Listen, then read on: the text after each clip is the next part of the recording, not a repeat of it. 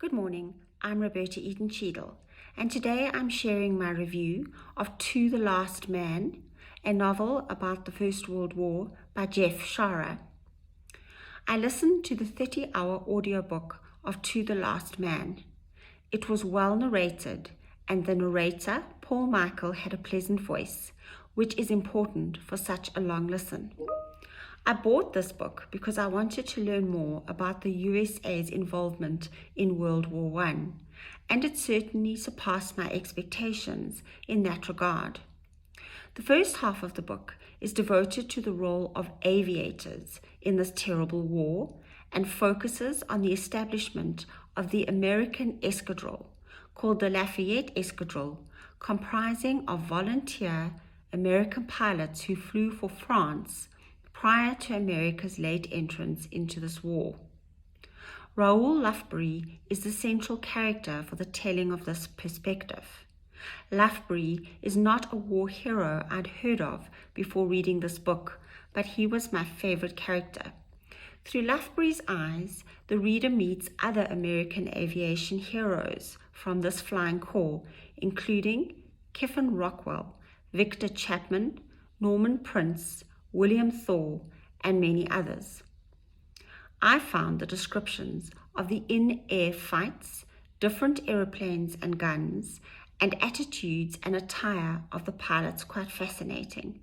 This is exactly the sort of detail I enjoy in a historical novel, as it makes the people and events very real.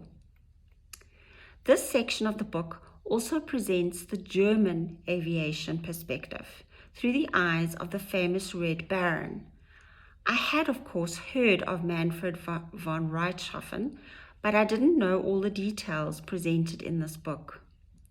I thought the Red Baron and the attitudes and culture of the German military were well described.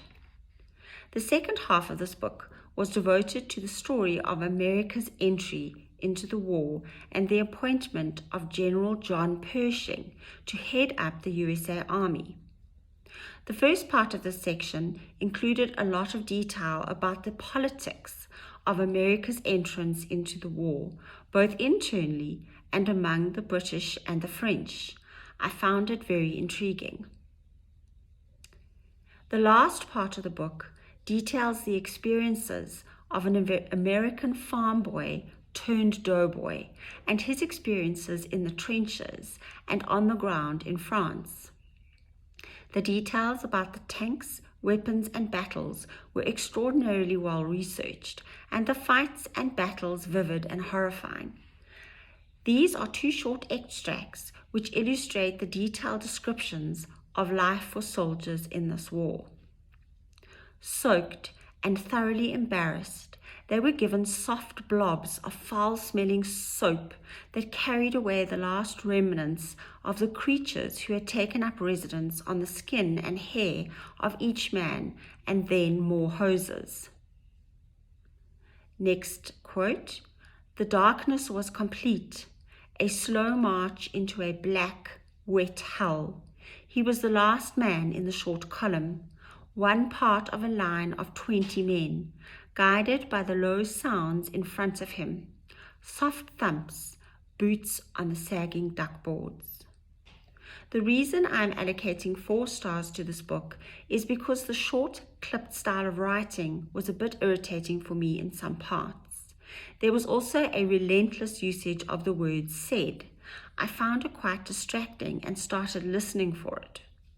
For me, the disclosures about the doughboy, Roscoe Temple's feelings of complete displacement and worry he'd never fit in at home again, were realistic and vivid. I was glad, however, that the book ended on a bit of a high note after all the misery and loss. This book is a must-read for people interested in learning more about America's participation in this war. And now I thought I would read you a short extract from the beginning of this book. The Replacement. The darkness was complete, a slow march into a black, wet hell. He was the last man in the short column, one part of a line of 20 men, guided by the low sounds in front of him, soft thumps, boots on the sagging duck boards. There were voices, hard whispers, and close to him, a hissing growl from the sergeant. "Keep together, you bloody laggards! No stopping!" No one answered, no protests. Each man held himself tightly inside. The words of the sergeant swept aside by the voices in their own minds, a tight, screaming fear. The only response they could have to this march into the black unknown.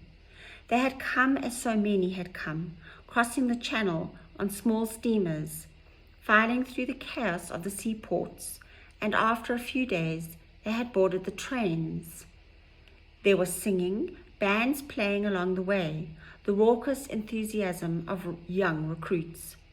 They had stared curiously at the French and Belgian countryside, returning the smiles of the people who greeted them at every stop. And few noticed that as the trains moved further inland, closer to the vast desolation of the Western Front, the villages were quieter, the faces more grim. Then the train stopped, and the men were ordered out onto roads that had seen too much use, repaired and repaired again. They would march now only at night, hidden from the eyes in the air, the aeroplanes that sought out targets for German artillery. If the roads were bad, the small trails and pathways were worse. Men stumbling in tight files, moving closer still to the front. The fire in the recruits was dampened now by the weather, the ever-present mud, the soggy lowlands of Flanders. Then came the first sounds, low rumbles, louder as they marched forward. Even in the darkness, both sides threw a nightly artillery barrage at the other, some firing blind, some relying on the memory of the daytime. A brief glimpse of movement on the road, convoys of trucks and horse-drawn carts. Some had the range, knew every foot of the road that stretched out behind the enemy lines. Throughout the night, the targets might be unseen, but they were there, and every man at every big gun knew that in the darkness, each road, each small path, might be hiding great long lines of men, new recruits, the replacements who marched quietly to the front. I hope you enjoyed that extract from To the Last Man, a novel of the First World War by Jeff Shaara. Thank you and have a lovely day.